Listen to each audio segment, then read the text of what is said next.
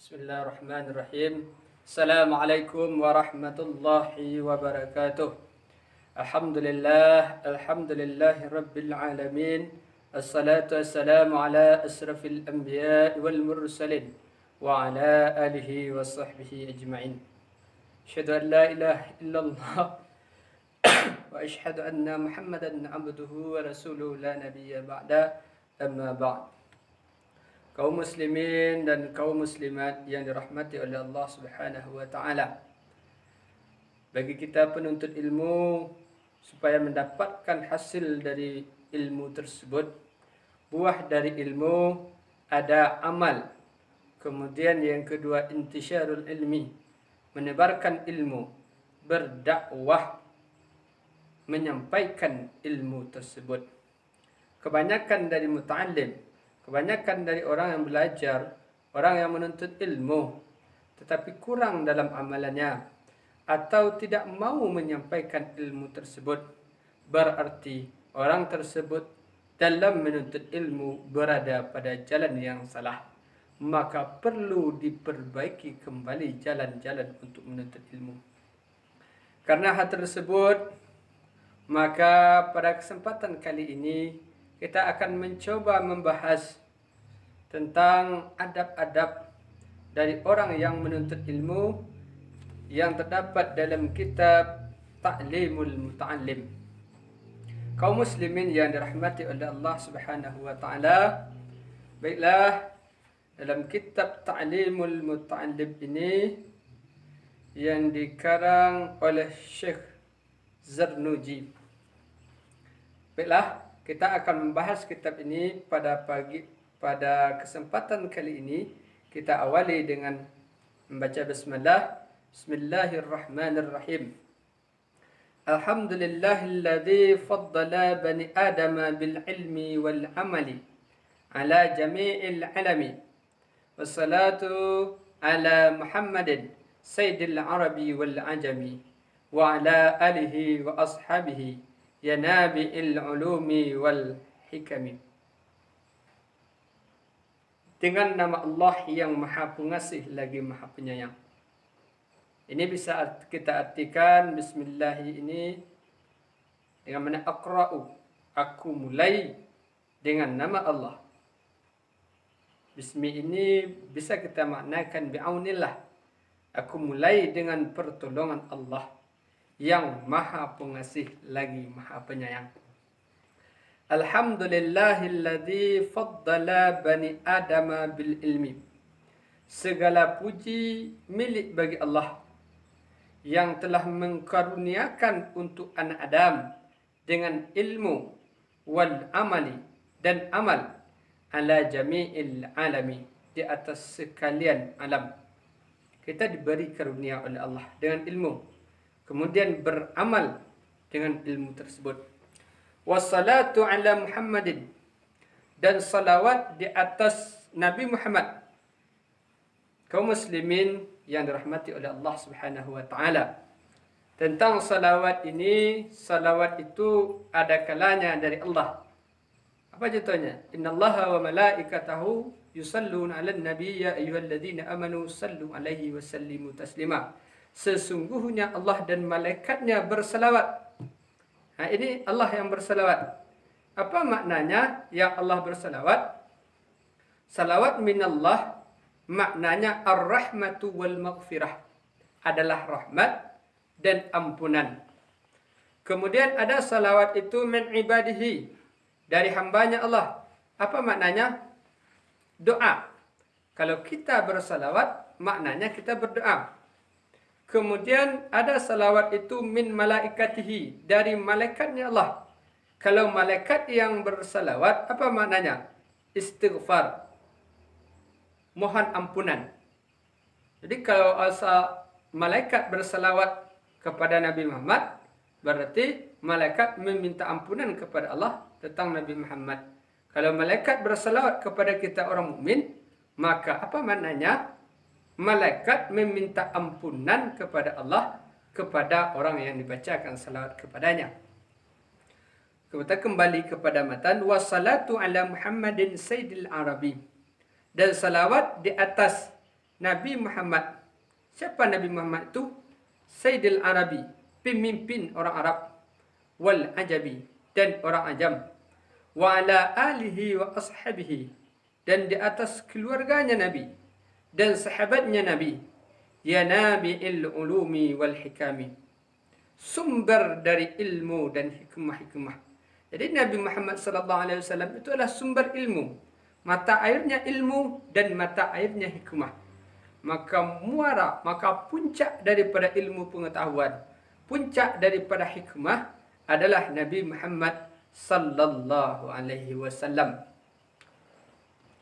Wa ba'du, dan setelah memuji dan bersalawat, apa kata pengarang? Falamma ra'aitu kathiran min at-tulab al-ilmi fi zamanina yajidduna ila al-ilmi wa la yasiluna aw min manafi'ihi wa thamaratihi wa hiya al-amalu bihi wan nashru yahrimuna.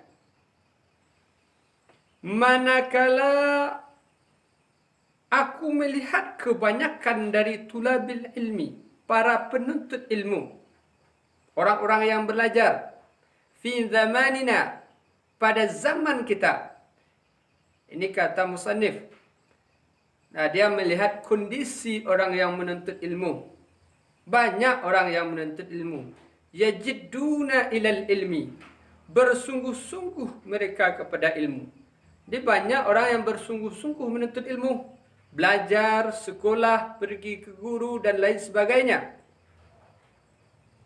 Wala yasiluna, dan tidak sampai mereka. Dia tidak sampai mereka kepada ilmu yang dituntut. Atau min manafihi, atau dari manfaatnya ilmu.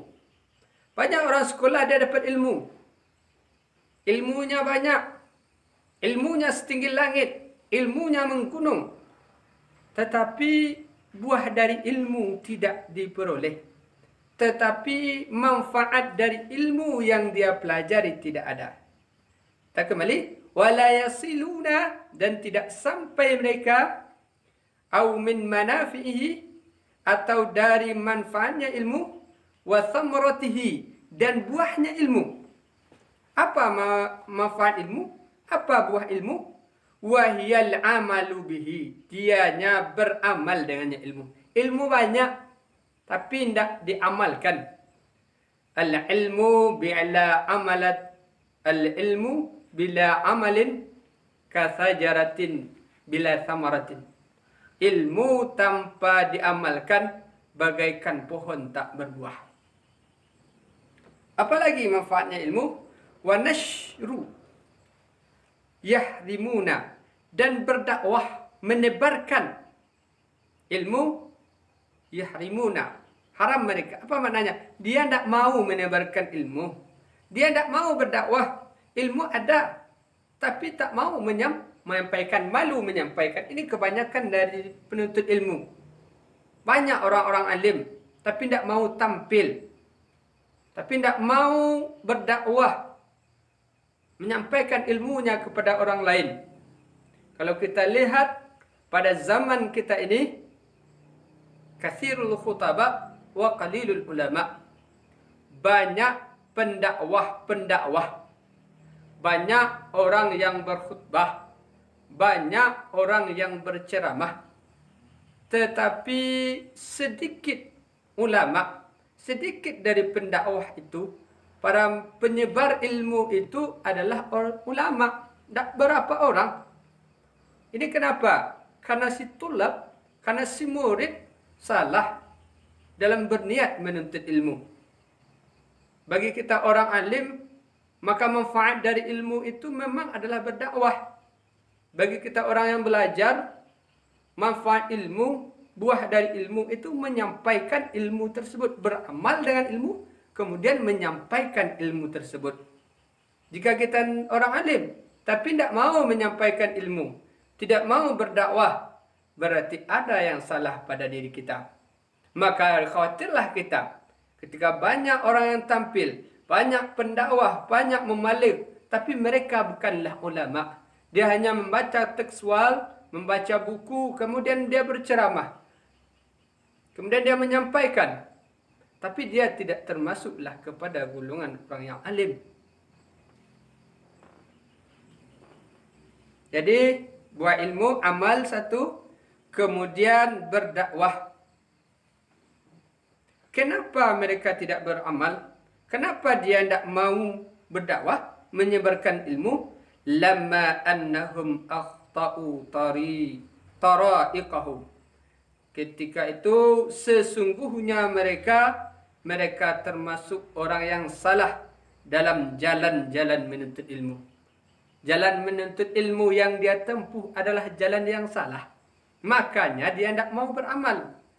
Tak bisa beramal, tak dapat dia buah daripada ilmu. Dan makanya dia tidak berani tampil untuk berdakwah. Kemudian apa lagi? Wa taraku syara'itahu, dan mereka meninggalkan syarat-syarat menuntut ilmu. Dalam berilmu itu ada syarat-syaratnya, ada ketentuan-ketentuannya agar ilmu bermanfaat, agar ilmu mendapatkan buahnya dan hasilnya. Wa kullu man akhta'at tariqa dallun, dan tiap-tiap orang yang salah jalan, dia sesat. Ketika jalan menuntut ilmu salah, maka akan apa hasilnya? Dallun. Hasilnya adalah kesesatan. Wala yanalul maqsuda, dan tidak dicapai akan maksud. Mereka tidak mencapai maksud dan tujuan daripada menuntut ilmu. Qalla, sedikit pun, au jalla, atau banyak. Kemudian apa kata pengarang? Aradtu, bermaksud aku, ingin aku. Wa ahbabtu an ubayyina lahum, ingin aku bahwa menjelaskan aku untuk mereka tariqat ta'allumi, akan jalan menuntut ilmu, jalan belajar. Bagaimana jalan belajar, cara belajar yang benar agar ilmu yang dituntut bermanfaat dan agar ada buah dari ilmu tersebut. Ala ma ra'aitu fil kitabi, atas barang yang telah aku lihat di dalam kitab yang telah dibaca oleh musannif tentang adab-adab menuntut ilmu. Wa sami'tu min asatidhi, dan aku dengar dari guru-guruku, ustaz-ustazku, aulal ilmi, kelebihan ilmu dan hikmah-hikmah. Ja'ad du'aili, itu kulakukan karena mengharapkan doa untukku. Fihil mukhlisina, padanya dalam keadaan ikhlas, bil fauzi, dan menang, wal khalas, dan lepas, fi yaumiddin, pada hari akhirat. Wa ba'da mastakhartullaha ta'ala fihi, dan setelah barang yang beristikharah aku, memohon pilih aku akan Allah Ta'ala tentangnya ilmu. Jadi musannif ini bukan mengarang-arang saja, tapi sudah berdoa dulu, kemudian bahkan dia telah beristikharah tentang ilmu yang akan ditulis. Wasamaituhu, dan menamai aku akannya buku yang dikarang, Ta'limal Muta'allimi Tariqat Ta'allum.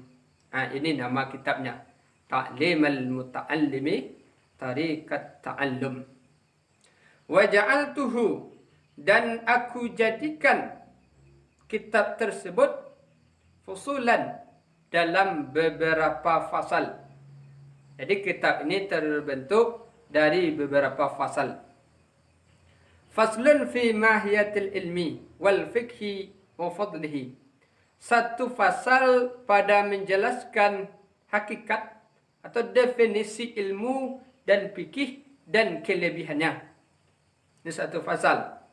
Kemudian fasal selanjutnya, faslun fi niyati fi halit ta'allumi. Fasal pada niat pada keadaan menuntut ilmu. Kemudian pasal yang ketiga, faslun fi ikhtiyaril ilmi wal ustazi wal syariki wal thabati. Satu pasal pada memilih ilmu. Jadi ilmu itu memang dipilih. Wal ustaz, dan memilih guru. Wal syarik, dan teman. Wal thabat, dan ketekunan. Atau bisa istiqamah dalam ilmu tersebut. Kemudian satu fasal fi ta'zimil ilmi, pada memuliakan ilmu, wa ahlihi, dan ahlinya ilmu. Kemudian faslun fil jaddi wal muwazabati wal himmati. Satu fasal pada menjelaskan tentang bersungguh-sungguh dan muwazabah dan bercita-cita. Kemudian faslun fi bidayatis subqi wa qadrihi wa tartibihi. Satu fasal pada permulaan subqi dan kadarnya dan urutannya. Kemudian faslun fit tawakkuli. Satu fasal pada menjelaskan tentang tawakal. Kemudian faslun fi waktu tahsili. Satu fasal pada waktu yang menghasilkan. Kemudian faslun fi syufqati wan nasihati. Satu fasal pada menjelaskan tentang berkasih sayang dan nasihat. Faslun fil istifadati. Dan satu fasal pada mengambil faedah atau mengambil manfaat. Faslun fil wara'i halit ta'allumi. Satu fasal pada wara', keadaan orang yang menuntut ilmu. Kemudian faslun fima yarithul hifza wan nisyana.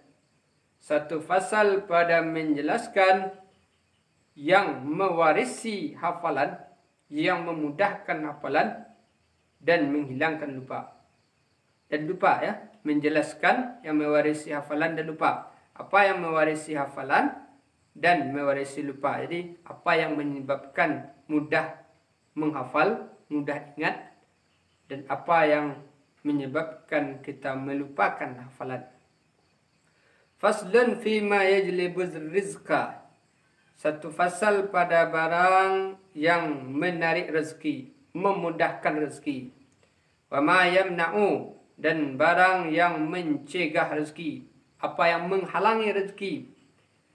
Wa ma yazidu fil umri, dan barang yang menyebabkan bertambah dalam umur.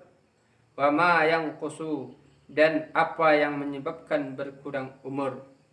Wa ma taufiqi, dan tidak ada taufik illa billahi alaihi, kecuali dengan Allah.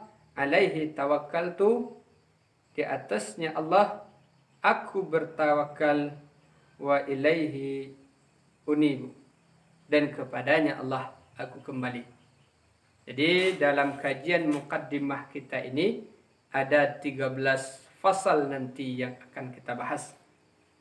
Bila saudara-saudaraku sekalian, kaum muslimin yang dirahmati oleh Allah Subhanahu wa taala, semoga saja kajian ini bermanfaat bagi kita bersama. Jika seandainya ini bermanfaat, silakan subscribe yang di bawah ini, kemudian tekan like dan share. Billahi taufiq wal hidayah. Assalamualaikum warahmatullahi wabarakatuh.